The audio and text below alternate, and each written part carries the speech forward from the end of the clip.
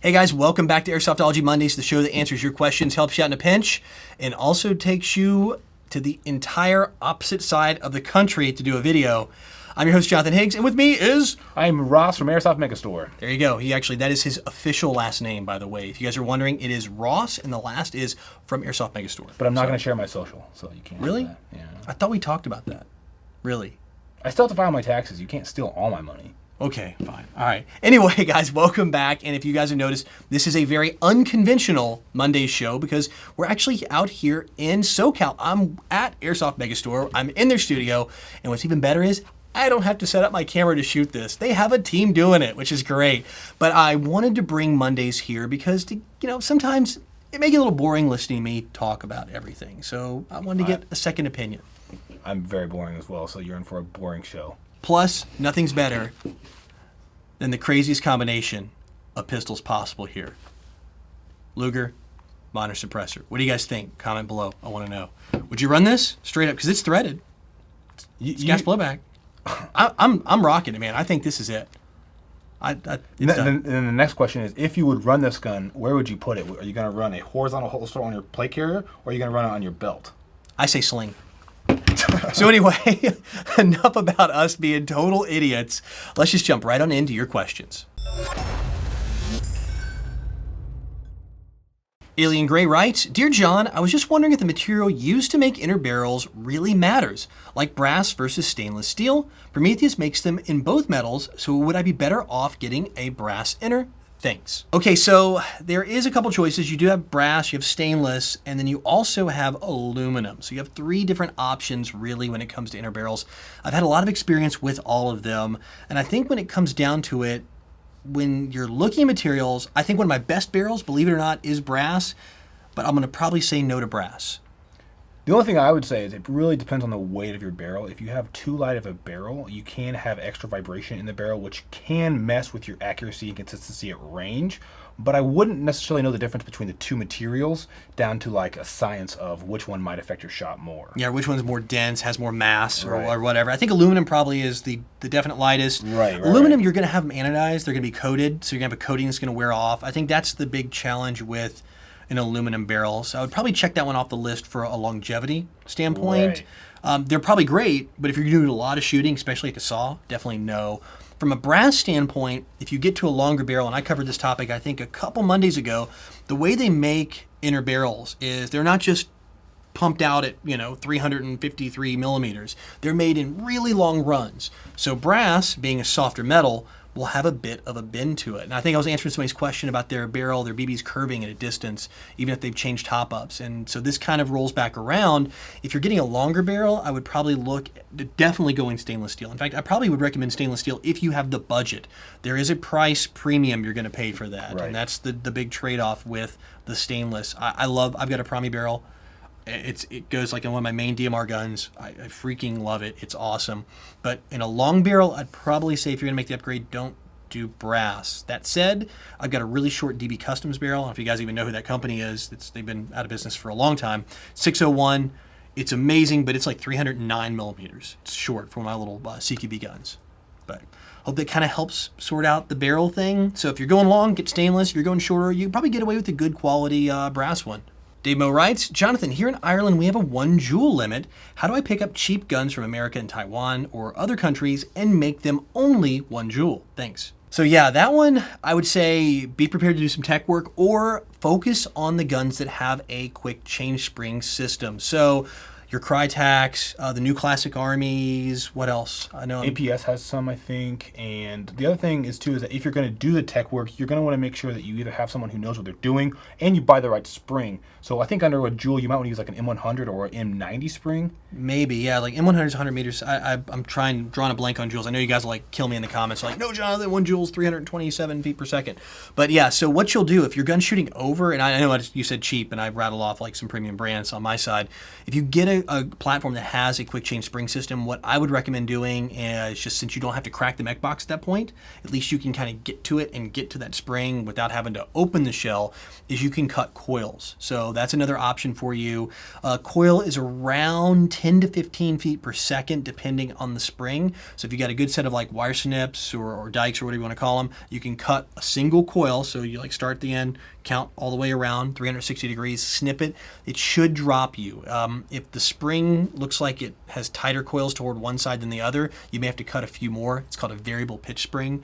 But chances are most stock AGs are going to have a linear spring, which they should look the same all the way down. So yeah, cut a coil, put it back in, run it through the chrono, rinse, repeat until you get the FPS you like. If it's a brand new gun though, be prepared for it to drop maybe about 5 or 10 when the spring settles already. When the spring settles, you will, doing your own tech work is often a trial and error process. And sometimes if you do it too much, you might have the opportunity to potentially ruin your gearbox. So that is one thing to keep in mind. Also, if you look at the 1 joule limit, like Jonathan mentioned earlier, most guns on most websites will have the FPS. So looking at guns in and around the FPS limit is a good place to start. That way you don't have to do as much tech work. Right, because if you cut too many coils, your spring's too short, and you can have major problems there too. That's a good point. So, hope all that helps, and good luck. MattCam550 writes, do I need to lubricate in silicone my CO2 and green gas blowback handguns, or am I fine without doing so? So yeah, actually there's 2 parts to this question. If it's green gas, you should be pretty okay. I would maybe lube the slide every once in a while where the 2 parts connect, so you can take the slide off, hit the track with a little bit of lubrication. Silicone if you have it. If you have something a little more permanent, you can use it on metal to metal only. Don't get it on the plastic parts, and especially around the valve. That would be bad news.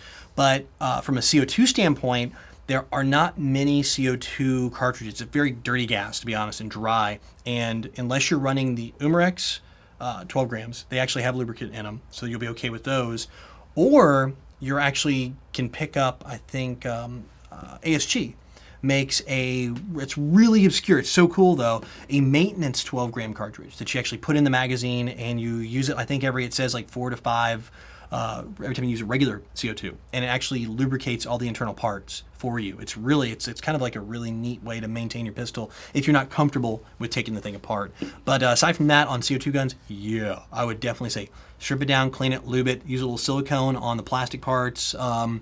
Make sure to keep the rail clean and lubed. One of the things you can also do too, especially because it's so dry here in Southern California, is take the silicone, put it in where the CO2 goes, like where the nozzle fits into the gun. Put a little bit of lube in that before you stick the CO2. That way the silicone is already going into your gun with the first CO2 that you put into the gun. And that way you can kind of help do some preventative care rather than always trying to come back after you've shot it. Anything that you can do ahead of time to help out your gun's internals, that's going to be a good deal. So there you go. A bunch of great advice, and it'll keep your gun running for a long time. Intis Facultus writes, hey Jonathan, got a question for you. I often hear barrels of praise for the mystical combination of an R-Hop and a Prometheus barrel, and how it's apparently the best thing since sliced bread for airsoft accuracy. But before I charge off and buy the stuff and find a mechanic who can install it for me, no clue on these things, I want to hear your opinion on them. Are they snake oil? Love the show. I'm going to come right out. I'm going to probably get some hate down there below. R-Hop is... and I'll explain why, a ton of hype.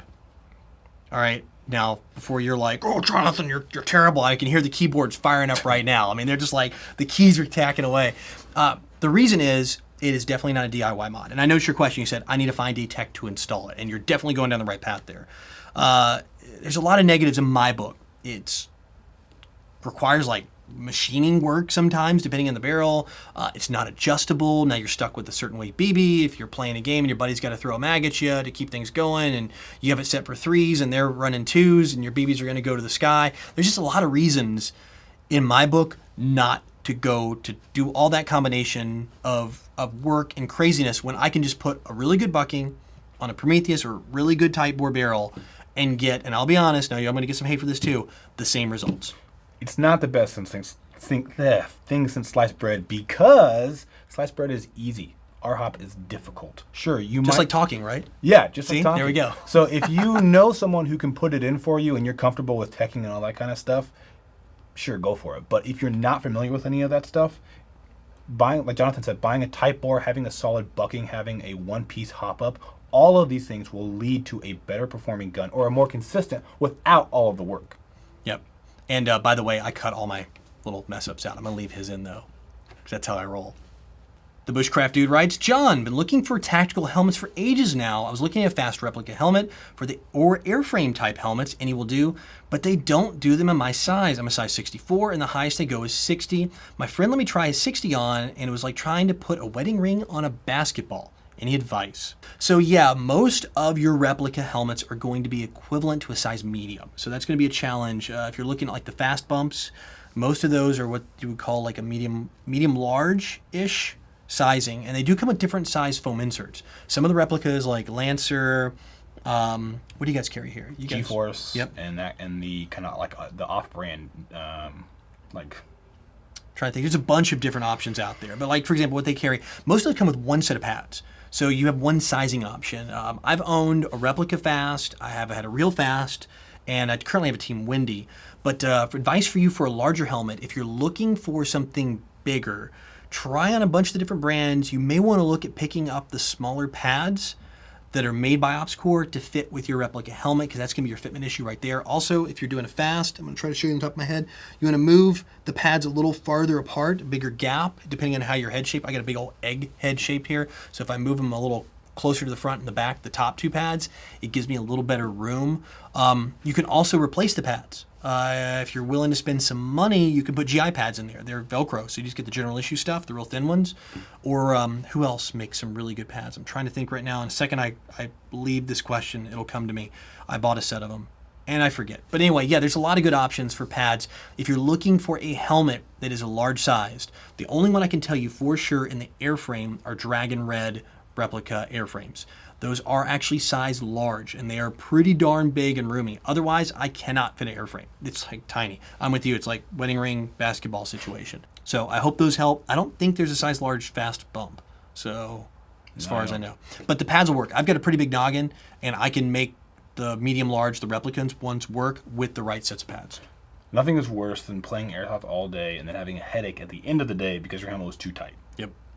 So that, I hope that helps. Also, one last thing, look at the sizing guide that OpsCore puts out. They actually have a directions they include with the helmet. I didn't even know this, that show you how to size the helmet the right way, and that's gonna be really beneficial to you too. The way you can adjust the back, the neck strap, the nape, or whatever they call it, and some other things really will help out in the sizing, even from how it fits your head. So just a little extra tip there on the end.